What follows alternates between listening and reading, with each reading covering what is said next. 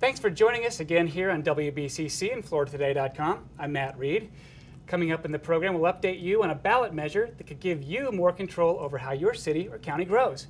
But first today, we take a look at the business end of spaceflight, how to lure new launch business, how to add jobs, and what's going on inside the state agency charged with doing both. Joining me today are two of the most knowledgeable sources here on the Space Coast, Frank DiBello, president of Space Florida, and John Kelly, local news and longtime space editor here at Florida Today. Frank, I want to ask you a question to start things off. What does Space Florida do, and what is its mission? Well, Space Florida, Matt, is the state space agency. It's an organization charged with the development and health of the space industry in the state, as well as making sure that the investments that we make in this industry are effectively utilized to the ultimate benefit of the well-being of the people of the state. You had an announcement this week about a deal with a launch pad or launch complex out on the Cape. Can you explain that? I certainly can. That related to a refinancing of something that was done a few years ago. Basically, we refinanced modifications made to a launch pad, originally to Lockheed Martin, for their effective use of the launch facilities at Launch Complex 41 for their family of expendable launch vehicles. When they and Boeing formed the United Launch Alliance, many of the assets were transferred to ULA. This financing effectively aligned the entity that was using the resources with the debt instrument that was supporting them. So it makes the company doing the launches more financially secure and better able to qualify for government business, or? Well, what it does is really place the, gives them effective use of the modifications and the facility. It also transfers carrying the debt to the party using the facility, so it takes it off Lockheed's books in that sense. John, you've been covering the space economy and all facets of space for a long time. What do you picture the impact of that deal being on the broader? Well, I think anything that can help shore up, or make stronger the financial books of Lockheed Martin or Boeing or United Launch Alliance in this economy is a good thing for them, that helps them remain strong and stable and helps keep the 750 or so folks that are employed there employed long term. Anything that can help them be more economically competitive is good for their future as they go through sort of the hills and valleys of the demand for launch services. Yeah. One other comment to add to that is that a real benefit and message to the aerospace industry is that there was a requirement to act very effectively and efficiently in this transaction, but it demonstrated the responsiveness of the state when an aerospace company has a need for us to jump to it and get a deal done to everyone's satisfaction in the end. What barriers do you face? I mean, you said that when you signed on as interim director that you had 4 goals for Space Florida. What are those, and what kind of challenges do you face going forward? Well, I think that it was clear from the start that the priority for the governor and lieutenant governor is jobs, and it's critical, especially at this time in the industry when there is such a focus on transition from one generation of programs, the space shuttle in particular, to a next generation of spaceflight vehicles. But in order to get there, we have to think both strategically as well as tactically. And so my priorities are, number one, to lay out a vision for the growth of the space industry in the state out to the year 2020.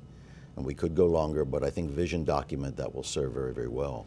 Secondly, I think it's important to go through a restoration of faith on the part of the people of the state and the legislature in the ability of Space Florida to meet those goals that are outlined in that. Thirdly, I think we do have to deliver and make sure that during this time, especially on a tactical level, that we're not letting any opportunity to bring jobs to the state fail or fall off the table. And the fourth is to continue to invest wisely in the assets that the state has. They're all tools that we use to attract new businesses here. And I look at those tools as infrastructure, and we have a lot of it.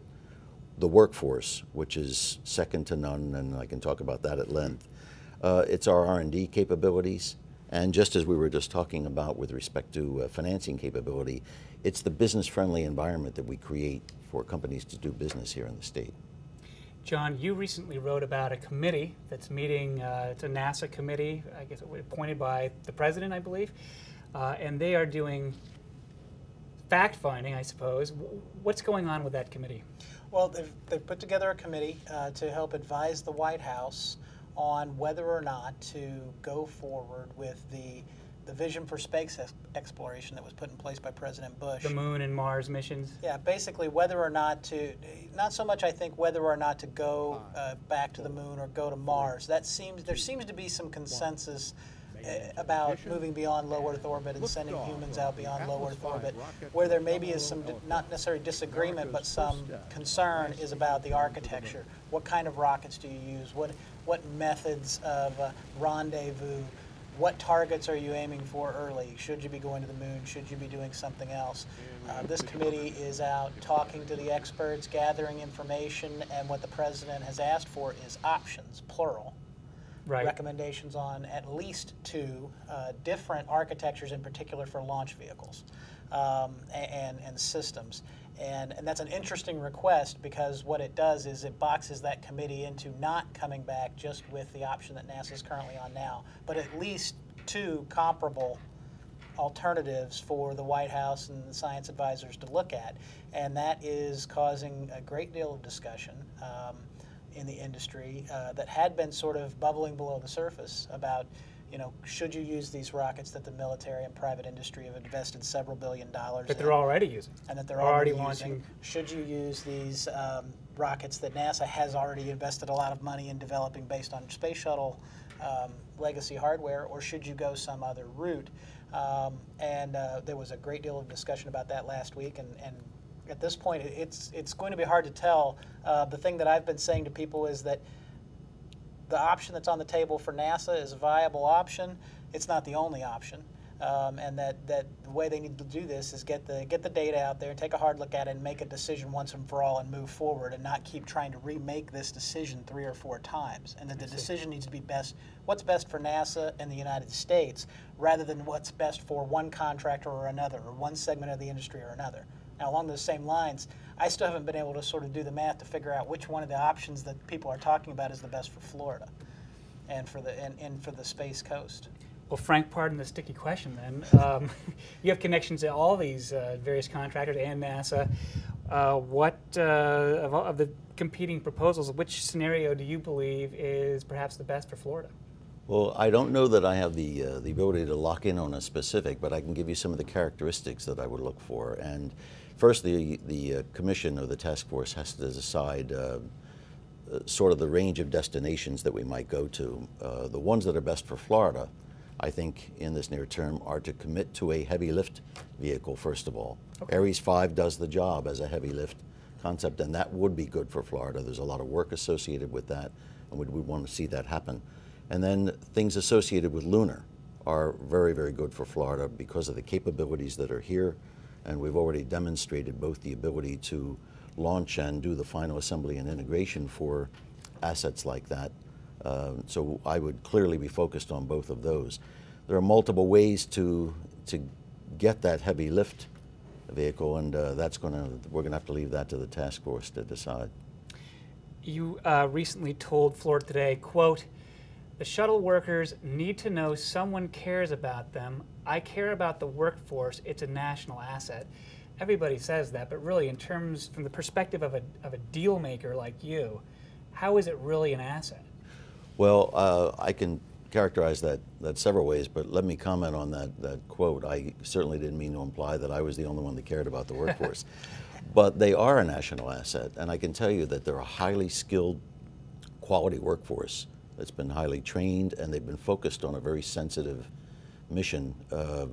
They have a culture that is coveted by many, many industries. They have a culture of safety, quality assurance, adherence to procedure and regulation documentation, rigid documentation of what's going on. And I can tell you that commercial companies spend fortunes trying to develop that kind of culture in their workforce. And we have it here, and we have it in abundance. So when we look to next generation space programs, there's clearly a significant number of current shuttle-related workforce that is going to move on to the new programs. But simply because we're going from a reusable set of vehicles to an expendable set of vehicles, we will not need as much touch time as we have in the current workforce. But I can take that culture and I can now apply it to a myriad of new space programs as well as non-space programs, areas where that culture is desired. John, you had an interesting experience where you and a Florida Today photographer drove out into the middle of the New Mexico desert to scout out what might be the competition for the Space Coast. Is New Mexico the new competition? What do you know about that? Well, I wouldn't characterize it as competition. A couple of years ago, we went out to New Mexico because there was so much buzz generating about this spaceport that was being built out there near the White Sands Missile Range, which is a great location for space launch if you want to be, because it's isolated. And when we went out there, we didn't see anything but a couple of trailers, some jackrabbits, and a few cows. It's basically a wide open space on old cattle ranch land right on the edge of White Sands Missile Range, and it's a nice site for launching the kind of vehicle they're talking about launching there, which is the Virgin Galactic spacecraft with a carrier plane. It's pretty low danger sort of situation to the area, to the sparsely populated area and all that. And when we went out there wasn't much there. We wanted to get a sense of, well, there's a lot of buzz, but is there anything really going on here? Is this really a threat to the kind of launch business and heritage that we've built up here? And but at the time we were out there wasn't any infrastructure in, and we were actually a little bit skeptical based on the progress they had made and the timeline they'd laid out. At that point, no roads, no utilities, no indication of any real construction. A couple of years later, they've broken ground. They look to be about a year behind the schedule they were advertising, but the money is in place. They do plan to, construct runways and build buildings and do the kind of things you would need to do to keep meeting your deadlines to keep that moving forward. But my take on it now is, that's not really business that we would really be competing for. And one of the differences between that kind of work and the kind of work you get with, say, SpaceX and a new launch vehicle that's got a permanent standing army of personnel is that space tourism business that brings in a few dozen people at a time and is a lower maintenance craft and is just, it's not the same kind of economic development tool as somebody who's got a long string of government contracts and a stable flow of income. That said, it's good, and any growth and development they have, any success they have out there that increases access to space and makes it easier for people to go to space and breaks through technology barriers will be good for here, because in the long run, as more and more capabilities come online, I'm pretty certain that in every single competition, the spaceport facilities that we have out at the Cape and at Kennedy Space Center, the under capacity, so to speak, that we have out there in terms of our ability to launch out there is going to, and the workforce is going to make Florida the #1 competitor in every single competition for that kind of business. Are always going to start with an advantage. Frank, you recently became president of Space Florida because there was a change in leadership. The past president, Steve Kohler, resigned. Sounded like he resigned under pressure. Can you explain what happened and what do you plan to do differently? I think rather than comment too much on what happened, the reality is that I think the organization had gone through turmoil for a number of reasons, and it was important at this critical time in the industry that the office of the governor get past that. And so there was a change made, and I'm very flattered and humbled by the opportunity that it represents to serve in this industry at this time. It is a critical time for the industry, and while I don't look at it as competition when all of these other organizations get into spaceflight. I think it's important that as the sea rises, as more people get involved in spaceflight, whether it's human spaceflight or vertical or horizontal launch, that it helps the industry grow. We have assets here in Florida that are second to none And while many of them are aged, they can be refurbished for the new programs. And I believe that almost everyone, including all of the horizontal space flight or horizontal takeoff companies, will want to fly out of Florida. We have different issues. We have weather here that they may not have in New Mexico or in other places. But by offering them a multitude of takeoff sites as well as landing sites, we can attract them here. They all want to come here for the cachet of Florida, for all the tourism facilities that we have. It is truly a destination state. And then we have an entire range of vertical launch capabilities and market that is attractive out there. And we're talking to just about every company right now that has any ambitions at all to operate in Florida. We intend to bring them here, and we'll put a number of jobs in place. I'm confident about that. John, there seem to be a couple of different philosophies about how to get new business in. Does it ever make sense to build up a big new launch complex or a new facility in hopes that somebody might show up? Or do we need to tie these projects closer to real users and companies? Well, you know, there are different philosophies about that kind of thing. I don't think in this day and age, with the market that we're dealing with now, and the way that in the way that things have constricted, that you're probably going to see a lot of on-spec sort of major multi-million-dollar construction projects to sort of refurb a pad or construct something new. I know there have been some things talked about. I think more likely you might see some investment in a facility like the shuttle landing facility, which has a one-of-a-kind runway and a lot of support buildings around it, including a beautiful hangar that Space Florida owns there, that, you know, could be, with some minor investment, made to adapt to the needs of, say, a horizontal launcher, and plenty of unused vertical pads that would simply need some minor modifications, you know, a few $1 million instead of, you know, dozens of millions. You agree, Frank?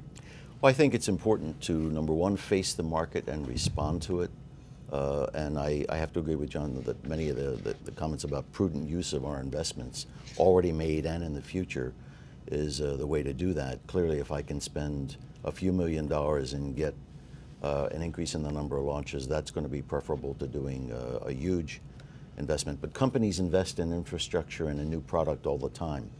The trick is to time it for the market and to make sure that there's a business case to support it. And that's very much what we're going to do with all of the assets that we have in what we term our commercial launch zone. And that's all of the pads, not just one. Thank you, gentlemen. It's been a great discussion. Well, next year, voters will choose whether to adopt a constitutional amendment that deals with growth management. The proposal requires a referendum each time local governments want to change their comprehensive growth plans. Hometown Democracy, a grassroots group, put it on the ballot through a petition drive. This is going to force a lot of people to live within the means of what they're already proved to be able to do with property. People shouldn't be buying property with the expectation that suddenly you're going to be able to change the land use on that property. Now, city officials and developers say this will cripple planning and slow development to a halt. But remember, in order to become law, it must gain 60% of the vote, so take a look at that issue as it comes up. Well, that's my program. Thanks again to Frank DiBello, interim president of Space Florida, and thanks to my colleague, John Kelly. I'm Matt Reed. We'll see you here next Wednesday or on demand at floridatoday.com. Thanks for joining us. 5, 4, 3, 2, 1. Main engine ignition and liftoff of the Atlas V rocket with LRO Alacross, America's first step in a lasting return to the moon.